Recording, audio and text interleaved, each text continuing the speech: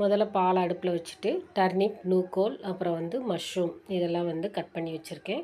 பச்சை மிளகா 3, சீரகம், சோம்பு அதெல்லாம் வந்து எடுத்து வச்சுருக்கேன். சின்ன வெங்காயம், இஞ்சி பூண்டு இதெல்லாம் வந்து மிக்சியில் ஒன்றும் பாதியமாக அரைச்சி வச்சுக்கணும். ஒரு கடாயில் தேங்காய் எண்ணெய், கடுகு, உளுந்தம்பருப்பு, பட்டை, கிராம்புலாம் தாளிச்சிட்டு சின்ன வெங்காயம் நல்லா வதக்கிட்டு நம்ம ஏற்கனவே கட் பண்ணி வச்சுருக்கக்கூடிய காய்கறி அதெல்லாம் வந்து நல்லா அரைச்சி வச்சுருக்க விழுதோடு சேர்த்து ஒரு சின்ன தக்காளியும் சேர்த்து மஞ்சள் பொடி கொஞ்சமாக சேர்த்து தண்ணி விட்டு நல்லா வேக விடணும்.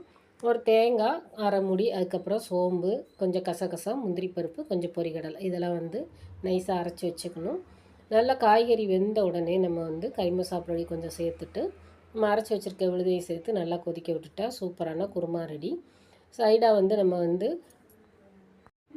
பூரியும் சுட்டாச்சு. ப்ரெட் டோஸ்ட்டு போட்டு பையனுக்கு வந்து ஸ்நாக்ஸாக கொடுத்து விட்டாச்சு. பூரி வந்து லஞ்ச் பாக்ஸுக்கும் கட்டிட்டேன் நான். டீ சாப்பிட்டுட்டு காக்காவுக்கு வச்சாச்சு. காக்கா